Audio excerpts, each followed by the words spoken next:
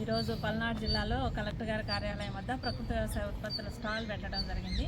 ప్రతి సోమవారం కూడా ఈ ఆవరణంలో ఈ ప్రకృతి వ్యవసాయ విధానంలో పండించిన పంటల నుంచి వచ్చినటువంటి ఉత్పత్తులు, ఆకుకూరలు కానీ, కూరగాయలు కానీ, అలాగే కారము, పసుపు, మరి అట్లాగే మనకి రాగులు, ఇవన్నీ కూడా రకరకాలు. అంటే ఈరోజు ప్రత్యేకించి కొయ్యి తోటకూర పెట్టారు, దోసకాయలు, అట్లాగే మరి గోంగూర, పాలకూర, చుక్కకూర, ఇవన్నీ కూడా ఇక్కడ అందుబాటులో పెట్టడం జరిగింది.